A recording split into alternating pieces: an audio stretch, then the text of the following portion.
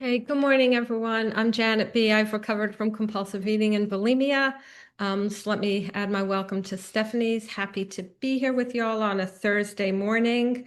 Today, I want to talk about pitfalls in recovery, the things that lead to relapse. Before I do, I'll just tell you a little bit about me, for those who don't know me, and more important, about how God launched a search and rescue mission for me. So I first came into OA when I was in high school. I was already a full-blown compulsive eater. I stole food, I stole money for food, and at my worst, I was binging and throwing up 6 times a day. I had to have my esophagus surgically retightened because of the abuse I heaped on it. I was a compulsive liar. I made up crazy stories like I would cut myself with a razor, pretending I was mugged or raped, go to the hospital for a fake rape exam.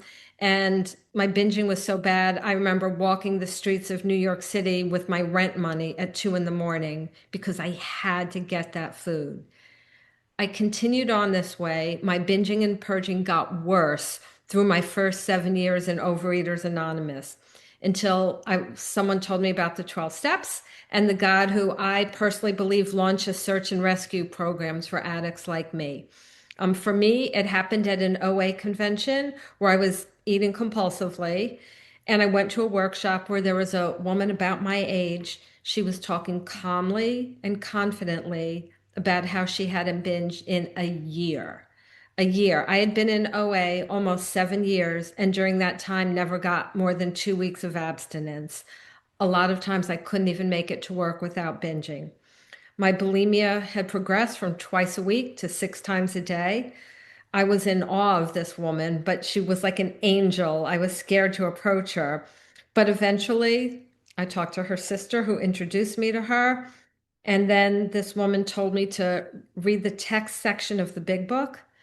That night, I went to my hotel room at the OA convention, skipped the talent show, read the big book, and she asked me if I was willing to do everything it said. And I honestly told her there was one amends I was not willing to make. And she asked me to just trust that by the time I got to the eighth step, I would be a different person. I said, okay. Shortly after that convention was over, I boarded a train from Grand Central Station, an hour and a half away, to meet up with her and learn about how to apply the principles in this book to my life. And more important, to learn about God and how to have a relationship with Him. And once I surrendered my life to God and committed to working these 12 steps, it was honestly like a hand reached into my soul and yanked out the obsession. And by His grace, I've been in recovery over 40 years now. And in that time, I've learned something about relapse. I actually went through the book looking for all the things that can cause relapse and how to get out of it. So let's dive in. So, I used to hear it said at meetings that relapse is part of recovery. That is absolutely false. It does not have to be part of our recoveries. The Big Book doesn't support that statement. In fact, the Big Book says, page 120, it is infinitely better that he have no relapse at all, as has been true with many of our men. Sometimes what we're calling relapse is just ongoing non-recovery, right? In my first 7 years, I never got through the steps. I wasn't in relapse. I was just in non-recovery. So the dictionary definition of relapse is to suffer deterioration after a period of improvement. So let's talk about what improvement means for a compulsive eater. Obviously, it means we've stopped eating compulsively, but how? The only solution to compulsive eating referenced in this program is to be protected by God, right? Page 85. We feel we have been placed in a position of neutrality, safe and protected. That's the result of working these steps. And page 89 says we have immunity as long as we keep working with others. I love that word immunity, like a vaccine or diplomatic immunity, right? If someone who's a diplomat comes to New York City and commits a crime, can't be arrested, they have diplomatic immunity. Imagine us having immunity so the illness can't touch us. Well, how do we get placed in that position? Step 12 tells us, right? Step 12 starts with a promise. having had a spiritual awakening as the result of these steps. So, right, how does someone do that? Assume she meets the requirements on page 58. She wants what we have and is willing to go to any lengths to get it. She admits she's powerless over food, right? A person has to realize that her memory fails to hold her in check and that she can't stop binging by her own willpower. She has to admit her life is unmanageable. And then the rest of the steps tell us how to find a power greater than ourselves, the God of our understanding, which will solve our problem. And then we work to clean up our past, then help others. So we start at like point A, where we're powerless over food, and we need to get to point B, where we have access to divine power. But remember, we're only free from our obsession with food when God protects us, when He gives us immunity. So when I think of like protection, I think of like the middle school social studies where we learn about the kings who had the land and the serfs who work on the land. And then the king will protect them as long as they stay on the land. But if someone wanders off out of resentment or because they don't want to serve the king, well, then when the enemy comes to strike and the king says, pull up the drawbridge, well, everyone who's inside is safe and protected. But if I've wandered off, because of my own self-will, I'm not protected, not because the king doesn't love me, but because I chose to leave. So for our purposes, relapse is making progress in the steps and then going back into the food.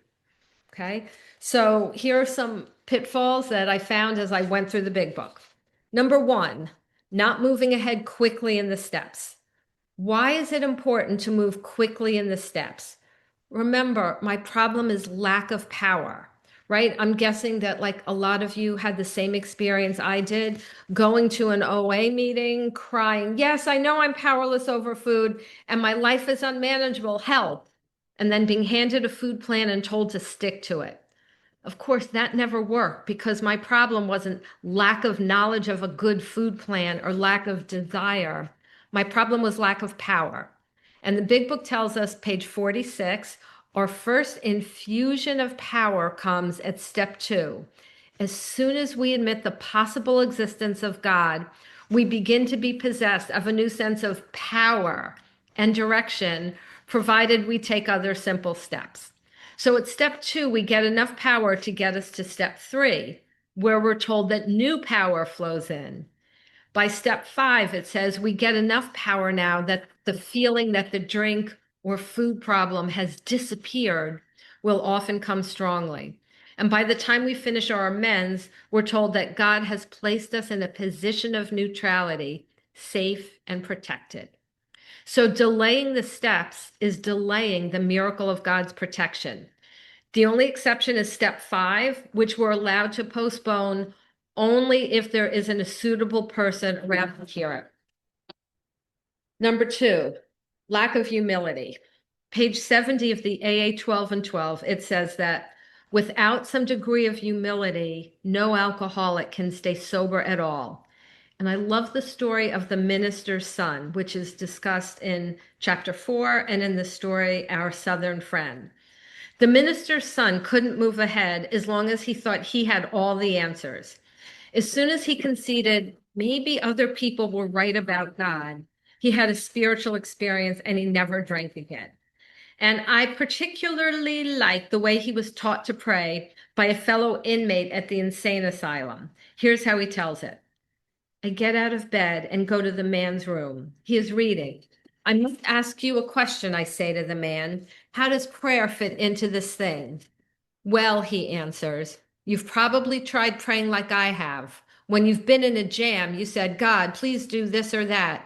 And if it turned out your way, that was the last of it. And if it didn't, you said there isn't any God or he hasn't done anything for me. Is that right? Yes, I reply. That isn't the way, he continued. The thing I do is to say, God, here I am and here are all my troubles. I've made a mess of things and can't do anything about it. You take me and all my troubles and do anything you want with me. right? That's really a prayer of humility. He said, "Does that answer your question?" "Yes, it does," the minister's son said. And then this is what he says: "I return to bed. It doesn't make sense. Suddenly, I feel a wave of utter hopelessness sweep over me. I am in the bottom of hell. And there, a tremendous hope is born. It might be true. I tumble out of bed onto my knees. I know not what I say. But slowly, a great peace comes to me. I feel lifted up. I believe in God. I crawl back into bed and sleep like a child." Number three, third pitfall, big one, dishonesty. Page 58 tells us that the program requires we develop a manner of living built on rigorous honesty. That means like no cheating on taxes, no cheating on husbands, no lying to get what we want, no stealing. Why? Why is it important that we be honest? Well, first, page 73 of the big book says dishonesty creates fear and tension, and that makes for more drinking. And second, and I think more important, whenever I lie, I'm either trying to keep something I want or avoid consequences I don't want. And that's really me playing God, trying to arrange the world so it comes out my way. So if I'm being dishonest, I may as well take a big black magic marker and write the words "keep out God" across my heart, because I'm really telling God I don't trust him and I'd rather do things my way. And we all know what happens then, right? Page 146 of the big book, they're talking to the employer of a man who's trying to recover. They say, when his wife next calls saying he is sick, you might jump to the conclusion he's drunk. If he is and is still trying to recover, he will tell you about it, even if it means the loss of his job, for he knows he must be honest if he would live at all. No matter what the consequences, we have to be honest. I was new in recovery and I'd gotten fired from my last job, and I went for an interview for a new job that I really wanted. And they asked me, "What happened at your last job?" And I said, "I quit." And I got home and I'm like, I can't do this. I have to be honest. So I called them back and said it wasn't true that I quit. I actually got fired. I was willing to not get this job for the sake of honesty. By the way, I did get the job anyway, but that wasn't the point. The point is, I didn't go out and binge. Number four, fourth tip, not enough work and self-sacrifice for others. Pages 14 and 15. In Bill's story, we're taught how to perfect and enlarge our spiritual life. Now, I would have thought the ways it said to perfect and enlarge our spiritual life is prayer and meditation, but it says the way is to work and self-sacrifice for others. Don't get me wrong, I pray and meditate every day. I think it's so important to have a prayer practice. But they're stressing that people like us grow spiritually through work and self-sacrifice for others. Self-sacrifice, by definition, requires we give something up for the welfare of another person. How much self-sacrifice do I need to do? Well, just I think that's a question everyone has to decide for him or herself with God's help, guidance of a sponsor. But page 97, it talks about giving up sleep, having our fun time and work time interrupted. It may cost us money. It involves going on hospital visits, sometimes having people stay in our homes for a while. This is what the big book says. A drunk may smash the furniture in your home or burn a mattress. You may have to fight with him if he is violent. I don't think many or any of us, live to that extremes. But it says it may involve calling police or doctors. Basically, if I'm watching as much Netflix as I want to, I'm probably not doing enough sacrifice for others. Number five, not working hard enough or fast enough on our fourth step, pages 63 and 64. I already talked about progressing quickly in the steps, but the big book uses particularly strong language when it comes to work on our fourth step. It tells us we need to be launched on a course of vigorous action. It promises that our third step would have no permanent effect. So y'all, recovery can be permanent, but it says it won't be permanent unless it's followed at once by a strenuous effort. So let's like turn that Netflix off and get our inventories done, right? Number 6, page 66, not resolving resentments. The big book is really specific about mentioning this as a pitfall. It says, when harboring resentments, we shut ourselves off from the sunlight of the spirit. The insanity of alcohol, or for us, food returns, and we drink or binge again. And with us, to drink, to binge is to die. Remember, our only solution is to be protected by God. So harboring, being a safe harbor for resentments, shuts the door on him. It's like I take a big steel trap door and pull it closed. We all get resentful, right? Like I think our whole lifetime we're going to feel resentful, but we have to resolve them quickly. Number 7, not seeking to play the role that God assigns us.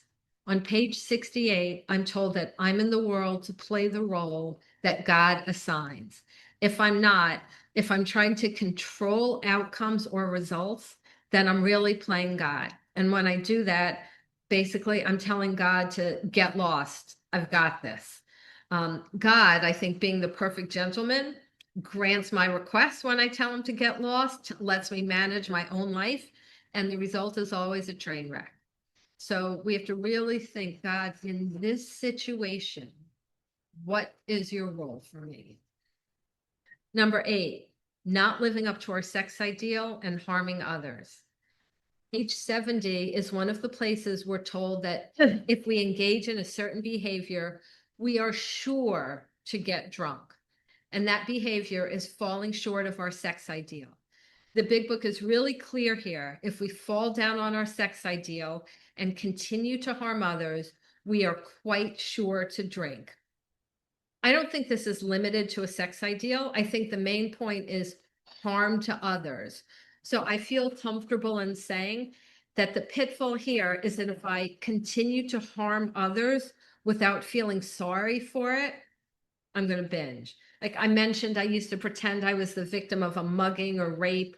When I was in college, I had a boyfriend who was in a rigorous program of study at an Ivy League college. I told him I'd been raped, and he spent a lot of time taking care of me. I had no remorse over doing this, never considered how I was harming him. And of course, I kept binging. Number 9, not disclosing everything in our 5th step, pages 72, 73 of the big book. Why do we do a 5th step? It says if we skip this vital step, we may not overcome drinking. The big book expands on this and says the reason some people got drunk was they never told someone else their entire life story. They therefore did not learn the humility, fearlessness, and honesty that's required. I had a sponsor once who, at the end of my 5th step, asked me to tell her my deepest, darkest secret. And I did. And now I often do that with my sponsees. Like our program tells us, we are people who cannot keep skeletons in the closet. Number 10, page 78, not paying money that we owe.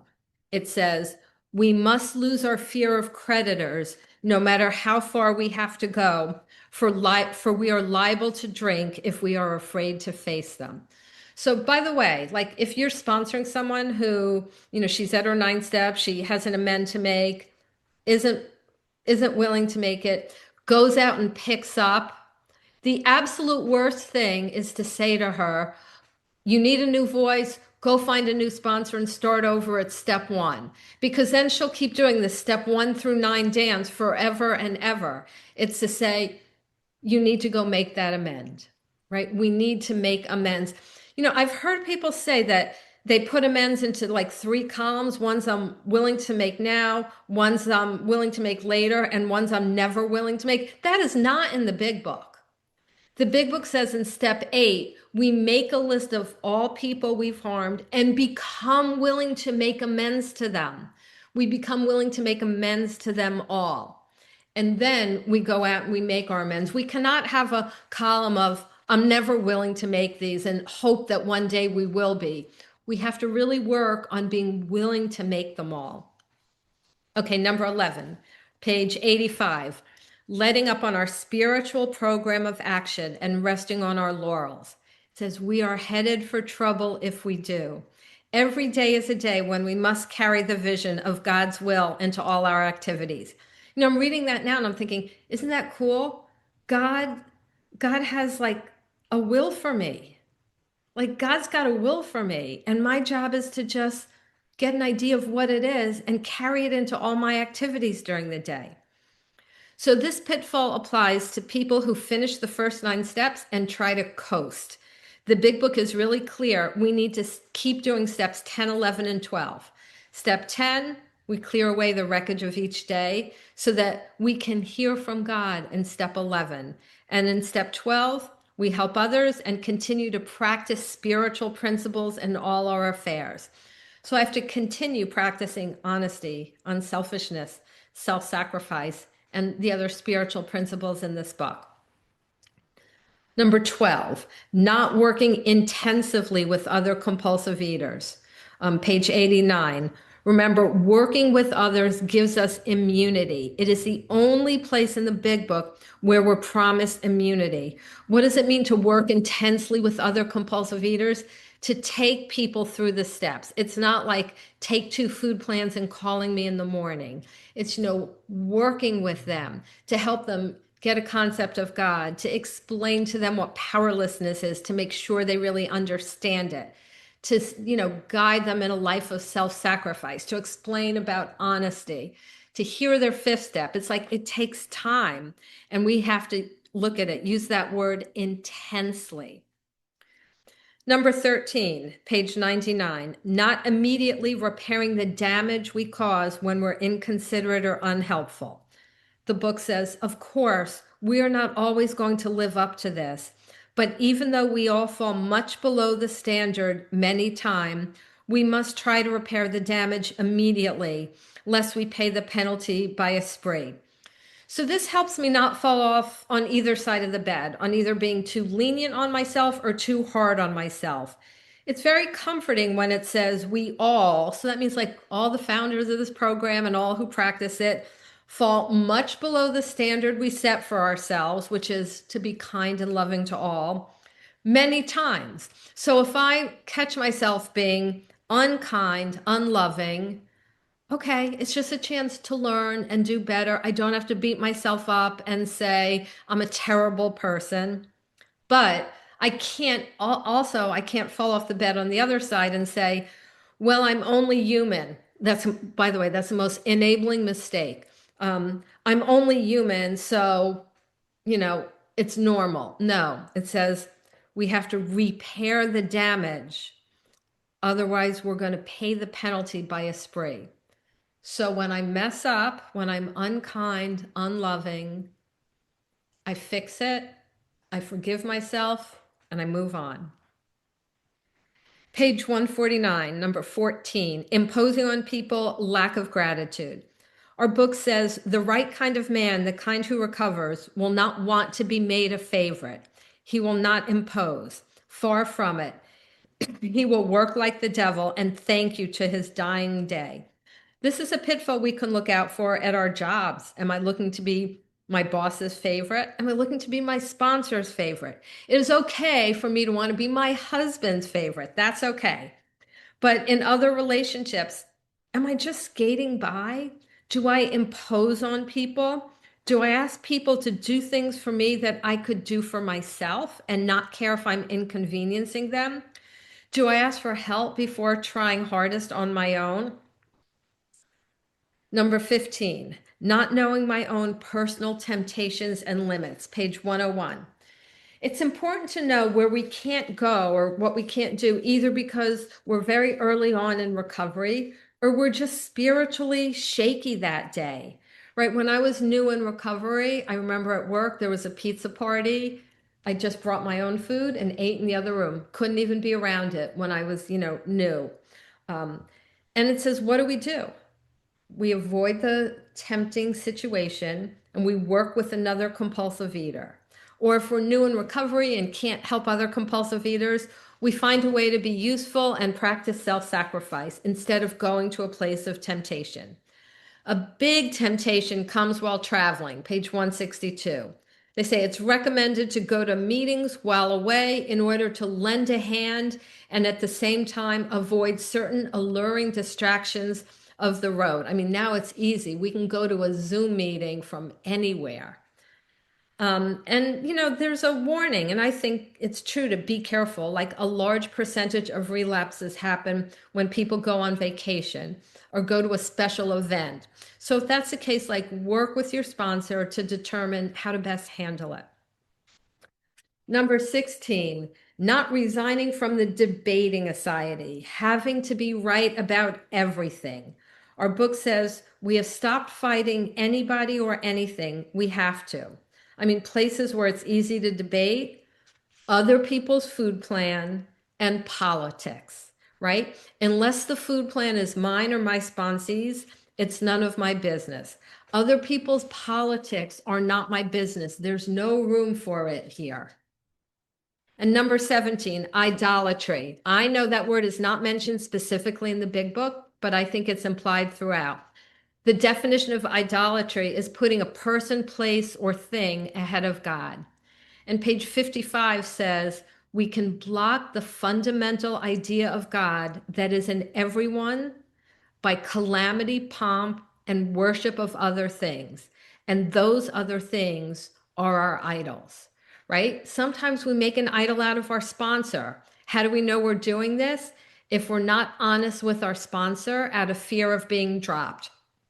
Remember, a sponsor has zero power to get me abstinent. A sponsor's main job is to help her sponsee get a relationship with God. So me not telling my sponsor the truth is like going to my doctor and not telling him that my precancerous mole has grown back. My sponsor's there to help me and can't do it if I'm dishonest with her. I'm better off without a sponsor and being honest than with the world's best sponsor being dishonest. Remember, God won't work when there's dishonesty because we're essentially telling God to keep out. Our idols. Our idols could be our children, our jobs, our husband, our desire for a husband, what our kids are doing. We can identify our idols by filling in this sentence. I won't be happy unless dot, dot, dot. That dot, dot, dot are our idols. Unless I get a promotion, unless I get married, unless I earn a certain amount of money. The biggest idols I've had to work through had to do with my children. I've had to surrender all my unless with my children. I won't be happy unless they're healthy, unless their marriage is going well, unless they go to church, unless they treat me with the respect I deserve. That's idolatry. And it's basically kicking God off the throne and putting that person, place, or thing on the throne. The solution to idolatry, I think, is to treat it like any other character defect, to admit it, to surrender it, and then work on putting God back on that throne. So how to get out of relapse or help sponsees out of relapse. So I've identified 17 pitfalls that lead to relapse. Tried to identify the cause of relapse, but now I want to say a few words about what to do to get out of relapse. The goal, I think, is to identify what happened so we can get reconnected with God because only He can bring us out of any relapse. It's my opinion, based on my reading of the big book, that a sponsor should not automatically drop a sponsee if the sponsee eats compulsively. I say this based on 3 passages in the book. There's more, but I'm going to bring up 3 now. 1, in the forward to the second edition, it says that 25% of early AAs sobered up after some relapse. So clearly they weren't left on their own. They had some relapse, then they sobered up. Second thing, in chapter 3, it talks about Jim and how he got drunk half a dozen times in rapid succession. The text says, on each of these occasions, we worked with him, reviewing carefully what had happened. Now, I know someone might look at this passage and say, we worked with him. It means someone else worked with him. Really? Like more than 6 people sponsored him? I don't think it means that. If I'm someone's sponsor, I already know their history, their weaknesses, the best ways to reach them. Plus, there's already a relationship there. And if I've been doing my job right, The relationship is one of love, trust, and friendship. If one of my sponsees relapses, hopefully I'll be in a better position to help her than someone she's never spoken to.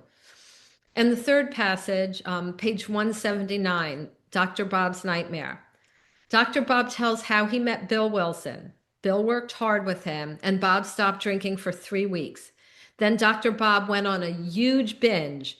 Bill didn't just say, Bob, I worked with you and spent all this time with you, and you blew it. So good luck, but go look for another voice to listen to. Of course he didn't. He helped him. And thank God, because if he hadn't, we might not be here today. So I said a sponsor shouldn't automatically drop a sponsee if she relapses. Here's a good way to decide.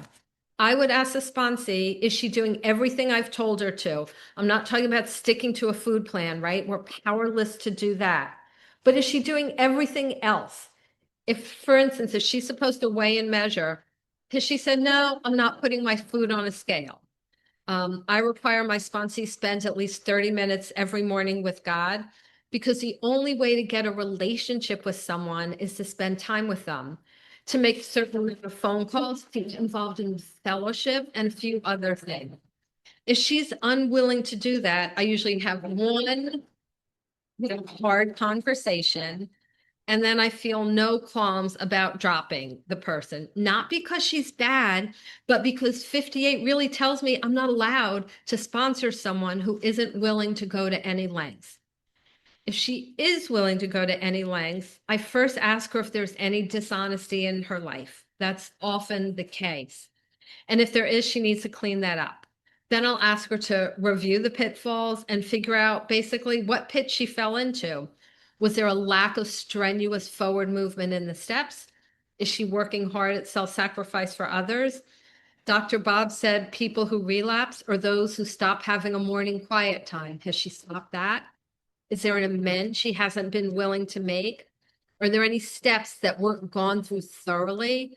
Once she does that, I review it with her and encourage her to redouble her spiritual activities, to work extra hard in her relationship with God, her usefulness to others, and in whatever area she stumbled. I'd like to mention two things that I think don't cause relapse. One is circumstances. I'm sure we've all heard people say, and I used to be guilty of saying myself, I relapsed because, and then we list a circumstance. My lousy boss, my annoying kids, the fact that it wasn't sunny on a day I wanted it to be sunny.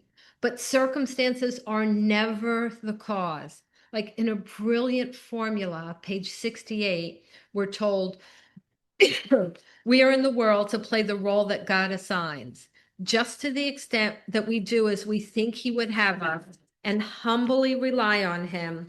Does He enable us to match calamity with serenity? So if I don't have serenity, even in the midst of calamity, I'm either not doing what I think God would have me do, not surrendering, or I'm not humbly relying on Him, not trusting. Circumstances are never the cause of relapse. Now, sometimes someone will say it's because they accidentally ate a trigger food. The key word, I think, is accidentally, as in an honest mistake. I was new in recovery. I drank diet soda. One time I had a can of Diet Sprite, finished the can, and saw this was regular Sprite. The cans looked pretty similar, and I made a mistake. It was an honest mistake. I told someone right away, and that was it. And I'd like to say, if you say, well, that would start a craving, then for the next 24 hours, stay on a Zoom call with someone so that you're with someone. If you feel like the physical craving is too strong, get with another person till the craving pass. Remember, our solution is being protected by God. What kind of God would withdraw His protection for an honest mistake? But if we're dishonest with our food and eating something we know leads to obsession or compulsion, the issue isn't the food, the issue is dishonesty. And then finally, the big book explains on page 20 exactly how to prevent another relapse. It says, if a repetition is to be prevented, place the problem along with everything else in God's hands. We examine all the areas where we're doing this program our own way and begin to do it God's way to the best of our ability. We make sure we're being honest, that we're living up to our ideals, that we're clearing up resentments and fears, that we're making amends quickly when we harm others, that we're spending enough time in prayer and meditation so that we're on the continuous receiving end of God's loving, never ceasing power, and that we're helping others to find and fall in love with our great, majestic, and wonderful God who supplies us with all the power and protection we need to stop binging. And I think that's just his opening act. So that sentence, if a repetition is to be prevented, place the problem along with everything else in God's hands. I was struck by the awesomeness of those words. Place the problem along with everything else in God's hands. God must have some pretty big hands, and he does. He is big enough to solve all our problems, including, of course, our food problem. So, to sum it all up, the antidote to relapse and the key to ongoing recovery, I think, is found page 59. There is one who has all power. That one is God. May you find him now. And that is all I have.